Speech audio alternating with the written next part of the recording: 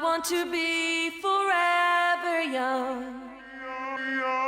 Do you really want to live forever? One life, forever, one love, and ever. one soul.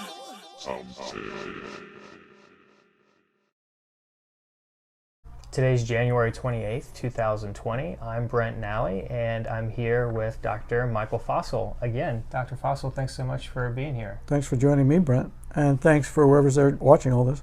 Nice to be with Brent. Definitely. And if you haven't yet, I highly recommend that you check out my conversation with Dr. Fossel where I interviewed him in November. So that was a couple months ago. And you can check that out in the link right here.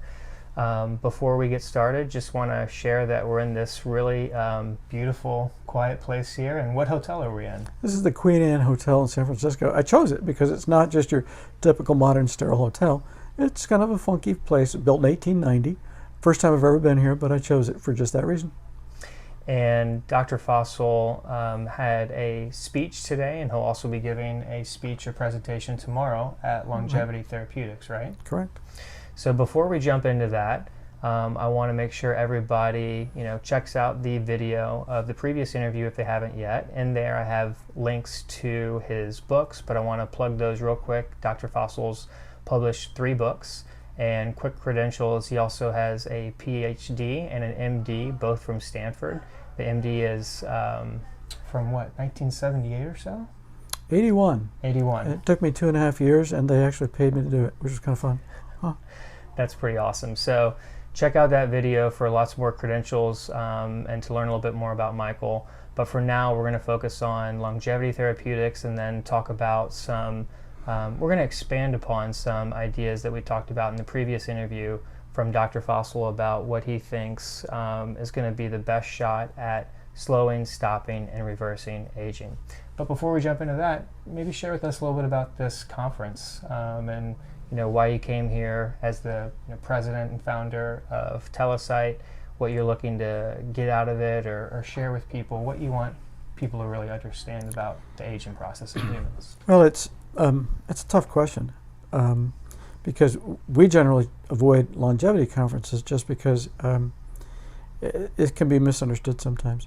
Let me say this. The major problem that we have in actually curing, preventing, turning back the clock, curing or preventing age-related diseases is not understanding really how aging works. People automatically assume it's just sort of wear and tear and it just happens, and it's a lot more complicated than that. But the irony is that once you understand how truly complicated it is, dealing with it turns out to be relatively easy technically. Okay, so once you understand what it is, it becomes relatively easy to deal with. So those are 2 parts. Can we take the first part and then maybe expand on the second part? Well, let me give you an analogy because it has to do with a paper that just came out for me 2 weeks ago and has gotten more than 500 requests for reprints. And the Alzheimer's Association sort of invited me to give a talk and then was invited to write the paper, and so it just came out, and you're welcome to find a copy. But Alzheimer's has the same problem. There are a lot of people who just assume that Alzheimer's is just sort of wear and tear in the brain, and specifically, they think it's just caused by beta amyloid. Now, some people think, no, it's not that, it's tau tangles. Other people think it's not either of those, it's a third thing. But it's not any of those things. Alzheimer's is not beta amyloid and tau tangles. It's not just memory loss. It's far more complicated than that. And in fact, if I look at all the different dementias, including Parkinson's dementia, frontotemporal dementia, and I can go on and on with another dozen, it turns out they all share common mechanisms. And once you understand the complex mechanisms, which is what the paper is about, then it becomes easy to treat. If you think it's just beta amyloid, what you find is that even when you go in with your best techniques, monoclonal antibodies, and try to remove beta amyloid, it has almost no effect on the course of the disease. But once you understand the mechanism, the answer is, yeah, you begin to see how you can actually prevent and cure age-related dementias, plural, not just Alzheimer's. So there's a curious irony here. If you think it's a simple disease just caused by beta amyloid, for example, you can't cure it. Once you realize how truly complicated it is, then you can cure it. Okay. I think. We'll find out. And cure it using Telocyte's telomerase gene therapy. Yes. I mean, the question for me, is this whole issue of what really causes dementias, Alzheimer's included, Parkinson's included. For me, that though is not an academic question, it's a practical one. The question for me is, where can I intervene? How can I fix it? How can I make people's lives better? That is, prevent dementia, cure dementia. So to do that, though, I really need to understand it. But the understanding itself is sort of an academic issue. The question is, does it help? For me, the real question is, where's the most effective point of intervention? Example, I know that your risk of Alzheimer's disease, mine too, goes up with head injuries. It goes up with age. It goes up with certain genetic risks. It goes up with exposure to some toxins, to microbial infections. It goes up for a lot of things.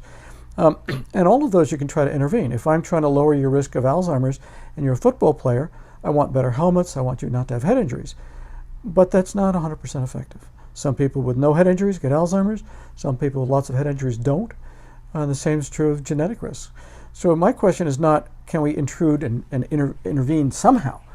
But how can we intervene and make it stick, make it really work? Likewise, downstream, if I ask myself, well, beta amyloid, but it's not effective. So the question isn't, can we intervene? The question is, can we intervene and, as I say, make it stick? Can we cure and prevent age-related dementias? I think the answer is yes. But again, to do that, we need to understand, truly understand, how the disease works. Okay. And then, so from coming to Longevity Therapeutics here, why this conference? There's, I believe there's 30 longevity conferences, at least that I know of, and I'm in a Facebook group. Maybe I can share the link in the description below where I learned that. And the industry's kind of exploding, and it's exciting in one respect, but in another respect, I want this to happen faster. And I think that we can do it if we are investing in the right ideas and the right people. And that's why I'm sitting here with you.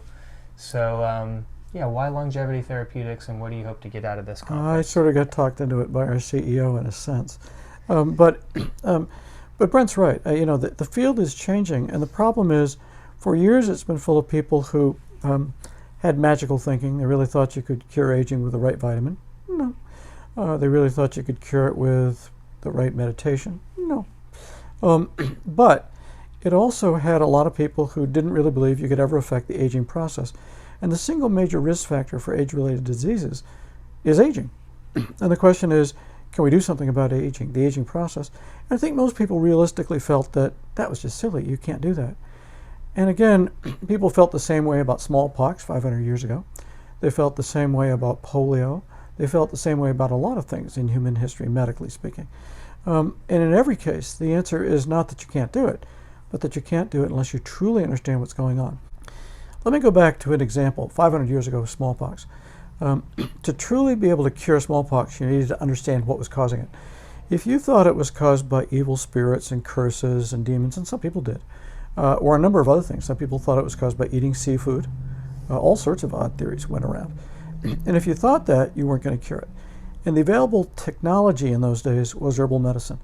And to be honest with you, the people who were involved, the herbalists in those days, were truly exceptional people. They knew far more than I will ever know about herbal medicine. They actually were experts. But that did them no good when you were trying to cure smallpox. They were using the wrong tools for the wrong disease. Kind of that's where we are with regard to age-related diseases right now. People tend to focus closely on genetics and proteins, mitochondrial function, but unfortunately they're focused too narrowly and they're not understanding the mechanism. It's, again, much like trying to treat smallpox if you use willow bark for fever. Very effective for fever, but doesn't cure smallpox. If you're trying to use foxglove for dropsy, very effective for dropsy, doesn't cure smallpox. We're doing much the same now. The problem is not that we don't know a lot about, in those days, herbal medicine, in these days, genetics, proteins. The problem is we're looking at the wrong tools. For example, if I were to use CRISPR-Cas9 to try to approach age-related diseases, I will actually miss the point, because the point is not just the genetics. Here's an example. I know that with Alzheimer's disease, one of the key genetic risk factors is the APP gene. And if you have two of these ApoE4 alleles, your risk goes up. If you have two ApoE2 alleles, you don't want to know, it goes down. So some people have actually said, you know what let's do? Let's see if we can change the genes in people so that they don't have one bad one, they have a good gene. But the problem is, it's not just a genetic disease, it's a lot of other things. So again, with regard to the ApoE4 genes, some people have that, they don't have Alzheimer's. Other people have Alzheimer's, they don't have the gene. It's not 100%. None of these risk factors are. So anytime you approach an individual risk factor and change it, it's again like trying to treat smallpox by treating the symptoms. You're sort of missing the point. If you understand how smallpox works, it's a viral infection, you need an immunization, specifically a vaccination, then you'll be able to cure and prevent smallpox. With aging, the same problem. If you think it's just a genetic disease, if you think it's just the proteins, if you think it's just age, you'll miss the point, and you'll find it doesn't work very well. And this is, in fact, what we find with, example would be the biogenesise study, which cost about $750 million. And it was essentially ineffective. The reason is they're treating a downstream marker of the disease, like treating fever and smallpox. Doesn't cure smallpox. They're treating, in this case, beta amyloid. Doesn't cure Alzheimer's. That's the crux.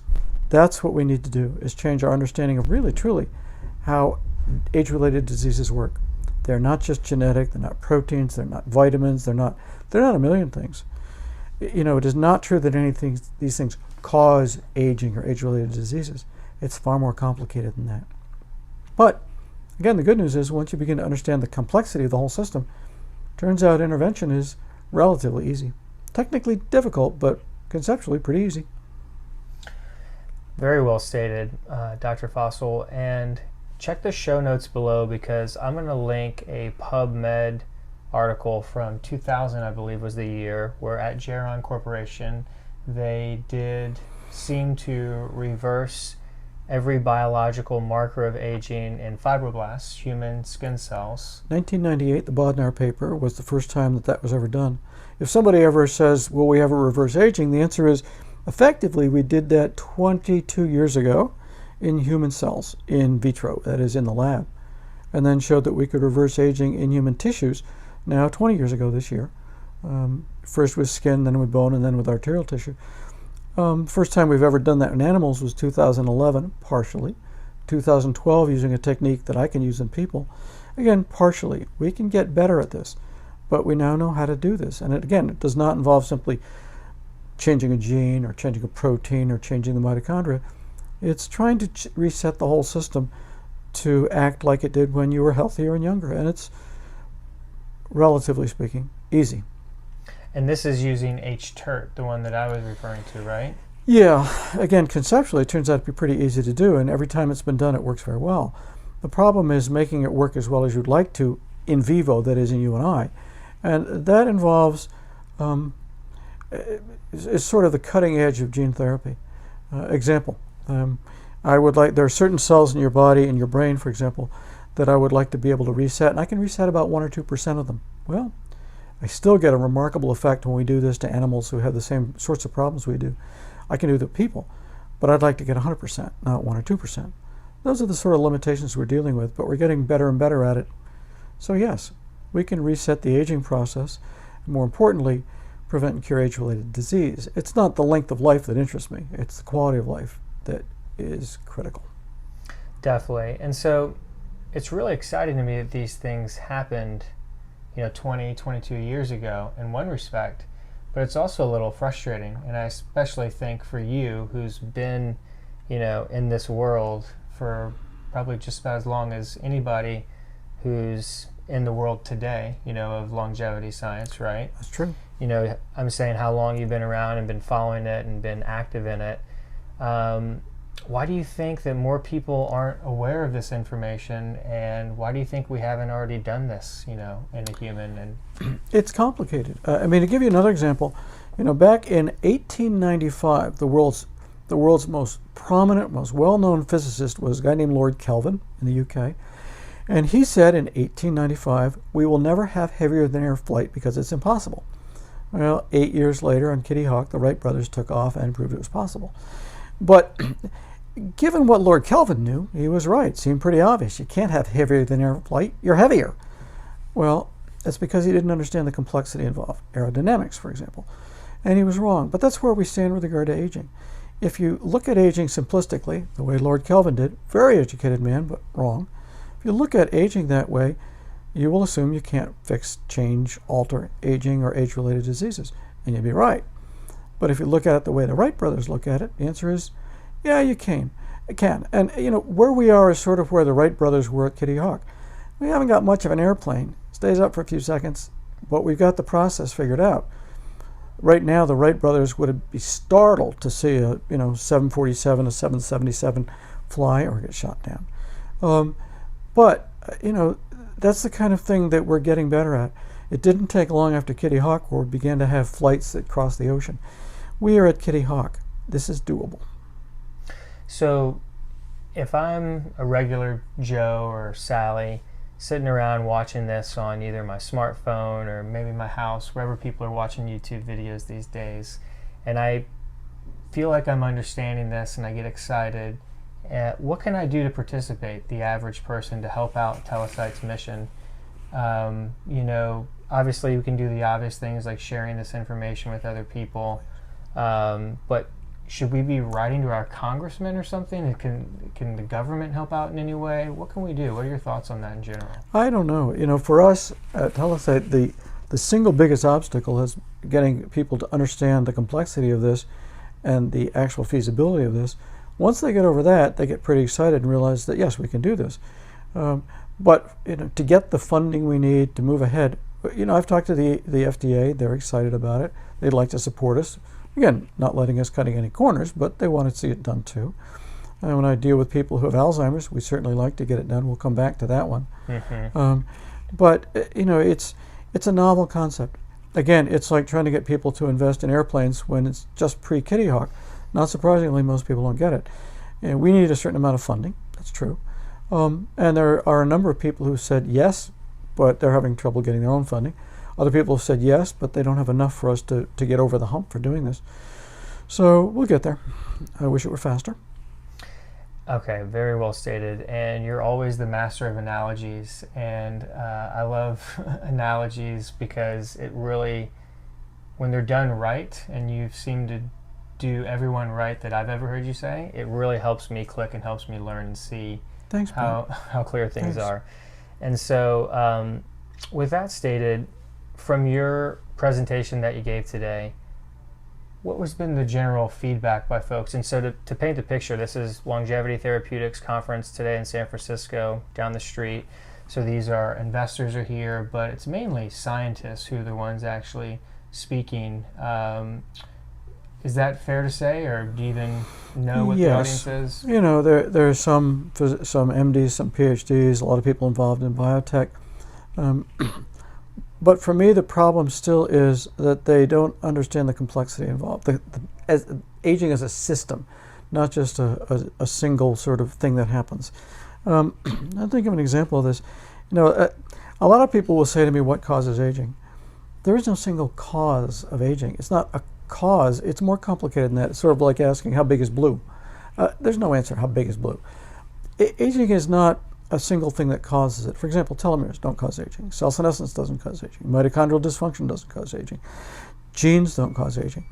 It's the whole system. It's sort of like, I have a friend who designed the Rolls-Royce jet engine that powers a lot of the jets in this world right now. And he said to me, if the fan blade fails, the problem is not always the fan blade. The problem is the whole engine. It's a system. It's not just a matter of something wrong with that darn fan blade. It's the way the fan blade lives in a system of the whole engine that stresses the fan blade that makes it fail. But that's the problem. A lot of the people here and elsewhere for a long time, very well-meant people, very well-educated, hardworking, very intelligent people, are still focused on the fan blade. Their particular fan blade, their particular nut, bolt, rivet, aluminum, they're focused on little individual parts. And they're not looking at it as a whole system and saying, this is not only a whole engine, it's a whole plane, not a whole plane, but it's in use, it's flying at 30,000 feet. They're not looking at it as a system. And when you do that, it's very different. So a lot of times my frustration is that I go and I talk about how the entire engine makes the fan blade fail, and they say, but it's the fan blade. Well, it's not the fan blade alone.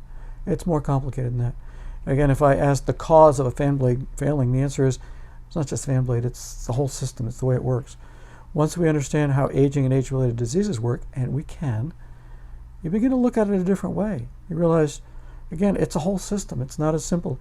It would be like me saying, what causes crime? Well, depends what you mean by that. There are a lot of things that cause crime. And the real question is, how do you intervene and lower crime? How do How do you deal with poverty? How do you deal with a lot of things in the world? It's hard to pick one particular thing and say, that's what causes crime. That's what causes poverty. That's what causes disease. It's complicated. It's a bigger system than we give it credit for. That's not to say we shouldn't do anything about those things. But if we look too narrowly at what causes them and we try to intervene, we find that it fails, not surprisingly, because we're not being very creative about how things work. It's a complicated world, not a pleasant one. But if you understand it, then most of the time you can actually make it better, as we should. There's one of those interesting analogies again with the crime, and I've never heard that in relation to aging, but it really is true and fascinating. A lot of people might not realize that there are some areas in the world where crime is virtually zero. Like, for example, in the US, you have some of the folks who we might, in more mainstream society, maybe look down upon or laugh at, the Amish, but they don't really have hardly any crime. There's very, very low murder rates. There's also, I remember in Israel, I think there's a small community where they have virtually zero murder. Crime is a weird thing because it's something that we have government, people enacting laws, and that determines what a crime is. But in general, the sense of crime, I think I know what you mean, bad things that people don't want to happen. There are ways to lower that, is what you're explaining. I think so. But I think there are two mistakes to make. One is, for example, with regard to crime, I think it's simple and all we need to do is pass the following law. The other mistake that I think is even worse is to say, well, we can't do anything about it, let's just give up. Both are mistakes. I think that's true with aging too. It's a mistake to say, well, we can cure Alzheimer's if we take away beta amyloid. It doesn't work. Even bigger mistake to say, we can't cure Alzheimer's. Both are wrong. And so I always try to do this in all my interviews, so if you watch regularly, then it might be a little overkill, but it's really important for people to understand that every day about 150,000 people die on average, and on average about 110,000 of those deaths are aging or age-related diseases that cause the death ultimately, from the statistics that I hear from all the longevity thought leaders. So the reason I'm sitting here, and I also believe I'll let Dr. Fossel speak for himself, the reason why we're so passionate and working on this and other folks is because this is in one way a celebration of the human species to get to this point where we can live long enough lives to die from aging and not from other horrible diseases or getting eaten by a tiger or certain things like that, where we might have died a lot more from thousands of years ago. But now that we're here, this is the most important problem to be working on and the most compassionate problem, right? Because compassion is a really big thing that I've heard you mention before, and you've got me thinking more about that. I mean, I always knew that was important, but I've really, since our interview a couple months ago, thought about that word compassion. So first of all, did I misstate anything? And second of all, what do you think about those thoughts? No, I think you're right. And let me give a more sort of down-to-earth version of this. It's not just compassion up here, but it's very personal. You can talk about the statistics, how many people die, for example, of Alzheimer's. I have never been to a big meeting, I have 1,000 people in the audience, and I'll say, anyone not know somebody with Alzheimer's? And usually there's maybe one 17-year-old kid who says, yeah, I don't know about Alzheimer's. This is universal. Furthermore, it's personal. Most of us know somebody, a family member, a friend, a loved one, a parent with Alzheimer's disease.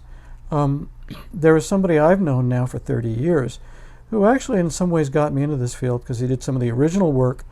And I won't mention his name because I'm not going to share that with you, but I'll share my personal feelings with this.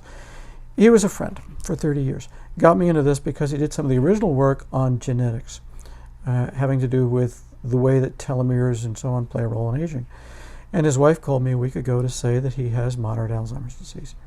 This person can no longer tell you what DNA does. He was one of the world's experts on it. This is personal for me. I'm going to be staying with he and his wife in about a day because he matters to me.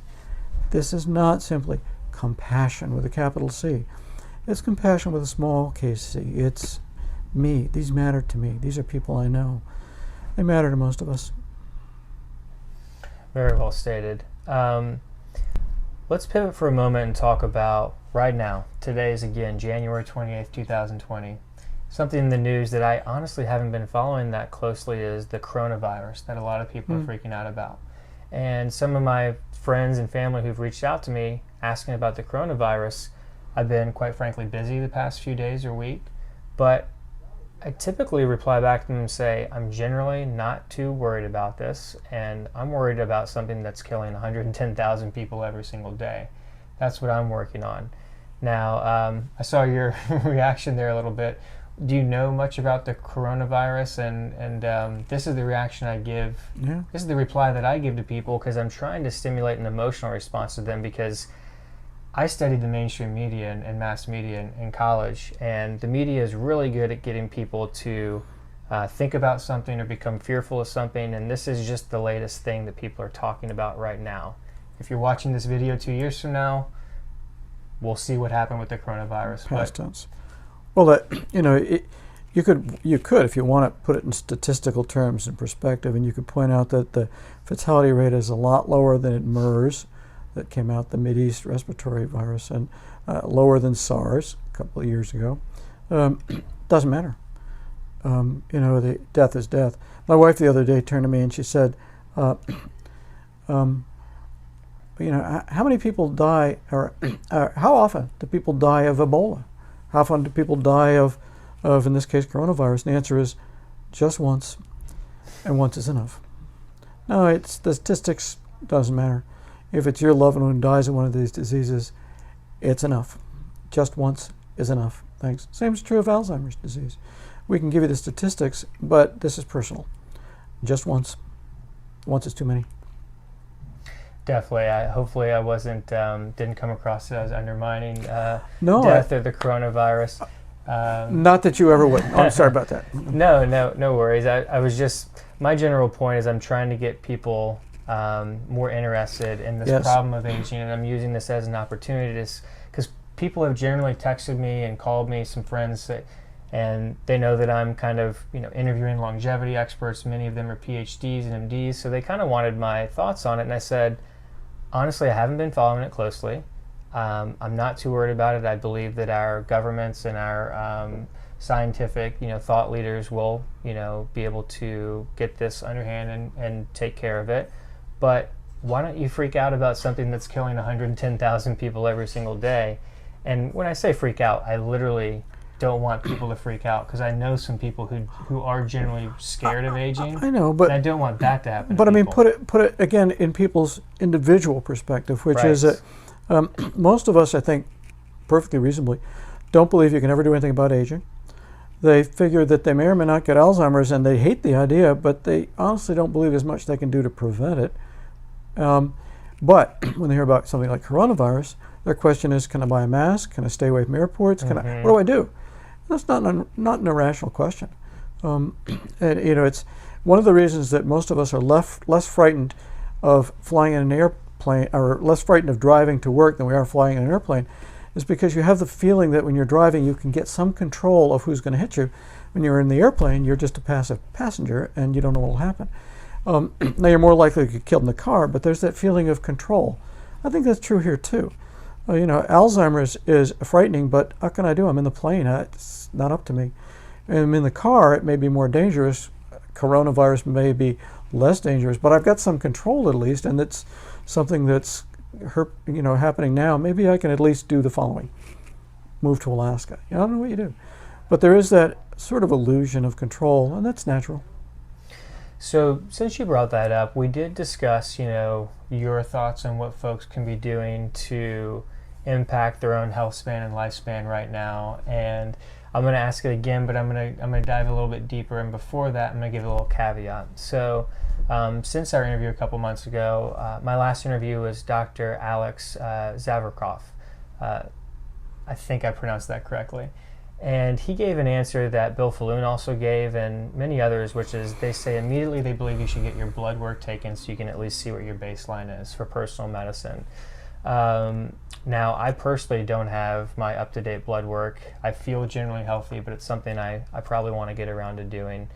But I know you answered this in the last interview, but can you maybe share with some of the folks who haven't seen that, or maybe give a little bit more in depth, because people want to know what they can be doing right now? And you don't have to get super specific, but... Oh, but it depends on what you can do. Example, let's say I get myself tested for the genetic risk I've got for Alzheimer's.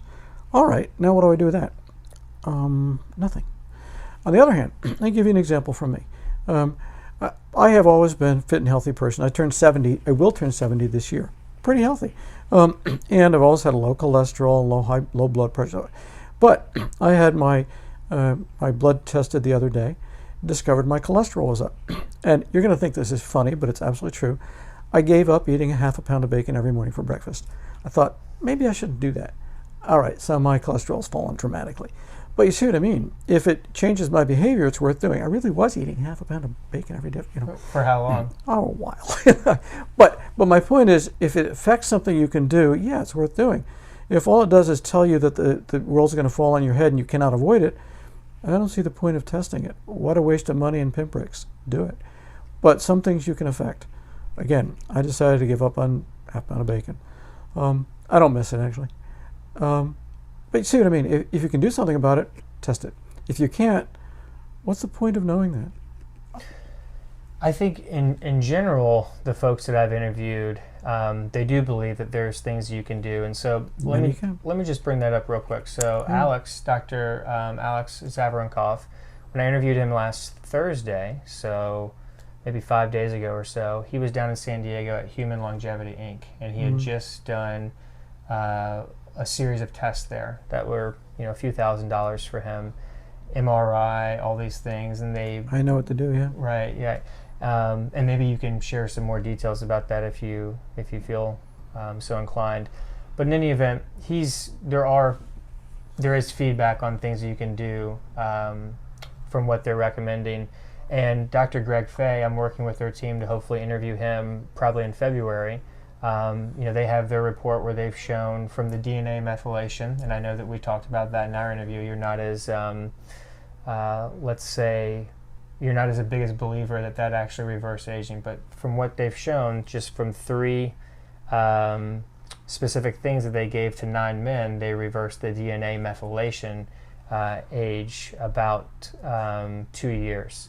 So they're using all these biomarkers, all these scientists seem to be, and there's hundreds of them. But what I'm hearing from you and what I tend to agree with more is that it's so early in the science in humans of all these biomarkers and all these tests that we really don't know if they're legitimate or not, right? I know I just threw out a lot there, so. Well, but again, the problem is just focusing on the biomarkers. So to give an example again of, in this case, Ebola virus.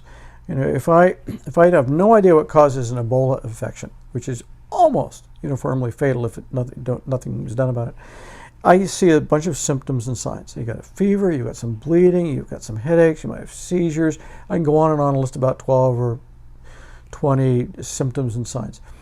And if what I do is focus just on the symptoms and signs, I will not cure the disease. If what I do is I discover you got Ebola and you've got bleeding, I still don't know what caused it. I have no idea that there's a virus. But I'm going to treat the bleeding. I can give you some blood products, transfusions, for example. I can lower your risk of death, but not by a lot. Significantly, but it's nowhere near zero, the risk of death. And I think that's kind of where we are with regard to age-related diseases. If all you treat is methylation, if all you treat is, you name it, if all you're treating are signs and symptoms of it, you're missing the point. You will get some results. This is even true when we look back at some of the early data on polio back in about 52. You found that there really were some claims made that if you ate the right diet, if your children in this case ate the right diet, they'd be a little less prone to get polio. That was probably a little bit true, not a lot true. But I'd rather have a Salk vaccine and totally prevent polio. And it's actually cheaper. In those days they were actually worried about the cost of treating polio, just as we're worried about today about the cost of treating Alzheimer's. Now the cost of treating polio is a little less than 10 cents per patient worldwide. Yeah, we can do a lot better. And I think the same thing is true of many of these approaches looking at biomarkers. It's not that they're wrong, but they're missing the whole context. They're missing broader issues. Again, it's sort of like trying to treat polio with diet and just avoiding swimming pools and any number of things people could try, or trying to treat Ebola by treating your fever and your vomiting and your bleeding. You're missing the point. There's a broader issue going on here. And that's what's going on with regard to aging and age-related diseases like Alzheimer's. It is not simply beta amyloid, it's not simply methylation. There's a whole system going on, and we're missing it. In fact, this is what that paper was about that came out 2 weeks ago. People got really excited about it because I'm talking about how all these are part of a system.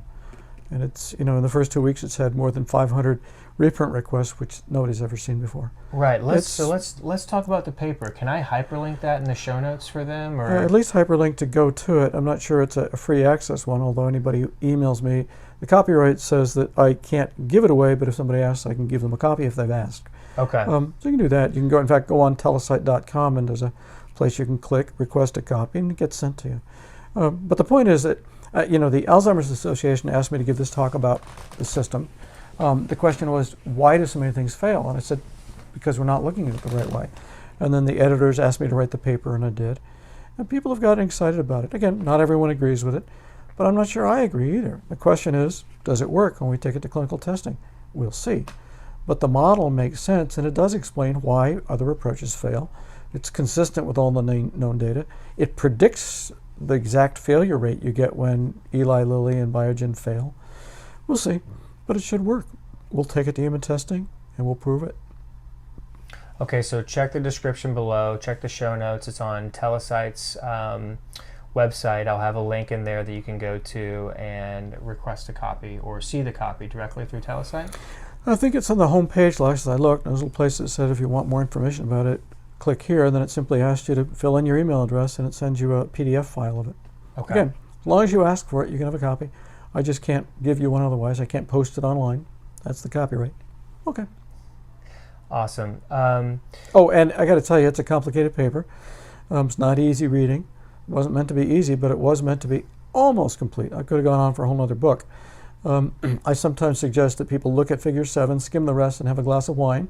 So, Dr. Fossel, what do you think needs to happen in a perfect scenario right here, or near perfect, for Telocyte and your team to, first of all, show reversal of Alzheimer's and, dare I say, a cure, and then take it to the next step and show reversal of aging and other age-related diseases in humans, because we're interested in humans? But to be honest with you, the only way to deal with age-related diseases like Alzheimer's is to understand aging, and you, at some fundamental level, at the cellular level, need to reverse aging.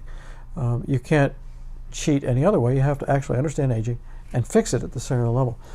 To do that requires us, I sometimes say you can't jump a chasm in two jumps. You either jump the whole chasm or you wait. You can't jump halfway and then jump the other half of the chasm. That's sort of where we are. There's a certain amount of startup cost to do this for us, and there's no way around it. After that, things get really cheap, actually. For us, there are four major criteria that matter to us. One is credibility. We realize that most people, perfectly reasonably, will think that you cannot affect aging and can't cure Alzheimer's. Historically, totally justified. So our primary concern is making sure that we do this so carefully that people say, I'll be darned, you really did it. The second is safety. We have no intention of doing this in a way that should cause harm. The third is efficacy. We don't want to almost do it and fail because we didn't do it right. It has to work. And it takes a remarkable amount of technical ability to pull this off, but it's doable. The fourth one is cost. The initial cost for us to get to the phase 1 is way more money than I have, way less money than most pharmaceutical companies need. It costs us about $10 million to get through phase 1 in an FDA trial. But after that, the costs drop enormously because it's the setup costs that actually run this. Our current estimate is that without any cost savings, it would run us about $29,000 at the moment just to be able to cure and prevent Alzheimer's disease, which is way less than a third of what it costs to treat one Alzheimer's patient for 1 year in the last year of life. But we can do better. We can actually lower it dramatically. As I look back historically at all the advances we've had medically, the major advances, the real advances like microbial theory, hand washing, sterile surgery, immunizations, have actually lowered medical costs. That's what we're about to do, I think. This is not a matter of we're going to increase the cost of medical care globally or personally or nationally. To the contrary, I think we can actually not only succeed at treating age-related diseases, but we can actually lower the cost to you personally, to the nation, to the whole global economy. Good. That should be entirely doable. And I think it's not only doable, but I personally believe that it's inevitable. As long as we don't have some impending asteroid that hits the planet or some kind of crazy catastrophe, World War III, something like that. If we just keep chipping away at this progress or at this problem with the scientific progress that's occurring, to me, and maybe it's because I'm kind of an optimist, and maybe it's because I keep up with this research and see what's going on, but it just seems like it's inevitable. So now I'm like, why don't we just make this happen faster? Inevitable if you take understanding into account. The people who really worried we were going to go medically bankrupt in 1950 worried we would go medically bankrupt in treating polio because of the cost of iron lungs and nursing care and rehabilitation and braces. Seriously worried about that. The answer to that concern was not to improve the quality of iron lungs. The answer to age-related disease is not to improve the latest statin and organ transplants and robot surgery, which only increase the cost of medical care. The answer is to have a conceptual revolution in terms of understanding, for example, how polio worked 70 years ago, or understanding how aging works now. If that's what you really do, then yes, you lower the cost of medical care and improve the quality of life. And since today is January 28th, 2020, I'd be remiss if I didn't mention Kobe Bryant's passing a couple days ago, which kind of took the whole nation and probably the world by surprise. Just personally, I just picked my friend up from the airport in Sacramento, one of my best friends, and he got a text from his wife who said the news, and I just felt disbelief. That seems what a lot of people have felt. Whether you're a basketball fan or not, most people knew who Kobe Bryant was. And so the reason I'm bringing this up is because a lot of people think that once we cure aging or reverse aging, whatever you want to call it, that we're all just going to live forever. I hear that a lot in the longevity community. Never happened. We don't even know what forever is. You can never say I've done it, I've lived forever, because there's always another second that passes by. But I want to take this opportunity for Michael to speak about this. You said this in our previous interview, which I love, is one of the things that you can do to avoid aging or death is to avoid horrible circumstances like getting in a fight at a bar, right? Or maybe that's true. A helicopter. If you really want to live a longer life, fasten your seatbelt, eat right, and then avoid people with loaded weapons. It's pretty simple advice. But again, with regard to what we're talking about, the point is not to extend your lifespan. Not interesting. The point is to give you a better quality of life. It's not 30 years in the nursing home, thank you. It's 30 years gardening, playing tennis, wrestling with your great-great-great-grandchildren, whatever. It's having a life, not a longer life. And would you say that when you explain this concept of extending people's lives and the work that you've been doing, for decades, is it the general response of people that they do envision themselves living forever in a nursing home at first, when they first kind of think about this? Often so. There's the Pew Memorial Trust survey done now about 8 years ago. Asked people, would you like to live another 30 years? And frankly, the majority of people said no. And I think what they thought by that was 30 years in the nursing home. No, thank you. But that's not certainly what I mean. We're talking about actually making people's lives better, taking away the aching joints, taking away the brittle bones, taking away the angina, taking away the loss of memory and the ability to care for yourself and know who your loved ones are. That's what we're talking about. We're not talking about 30 years in the nursing home. Thank you, no. We're talking about making sure there are no nursing homes and your home. And the good news from what I've heard from you and other longevity thought leaders is that it has to be that way, actually. There's no way that we can extend your life hundreds of years in an old and decrepit state. So I always get nervous when people talk about thought leaders. I keep thinking that they're trying to lead us. That's what people are calling them these days. I know. It's a scary thought. Right. But I know what you mean. It is a matter of having better lives, not longer lives. And that, incidentally, will be a longer life, but the same was true when we cured polio. We not only gave those children longer lives, but we made sure they didn't have to live in iron lungs. Definitely. Okay, well, I think we can leave it there. There's so many other things to talk about, but you're on a business trip / vacation because you used to live here in the Bay Area. So I want nice to be back. Yeah, I want to respect your time, and I'm very grateful that you were able to sit down and share your thoughts with me and the audience. Thank you. Any final things that you want to plug or mention that you think are pertinent? And I'll give you a moment. You're going to turn me into a thought leader. I'm not going to do that. No, you guys can be the thought leaders. Yeah, I guess suppose one little point I have to make in a high school class I have to go talk to. Do the impossible. It is not enough in life to try to just help other people, but do things that other people cannot do. It is not enough to simply volunteer at a nursing home and help, which you should do. But the point is to get people out of nursing homes and cure disease. Do the impossible. Don't do the possible. Do the impossible. Good luck. Beautiful. Thank you so much, Dr. Fossel. Thanks, Brent. Nice talking to you. I have to start talking to you, Dr. Brent over here. So, okay. Forever young, I want to be forever young. Do you really want to live forever? One life, Forever one love, and ever. one soul. Untitled.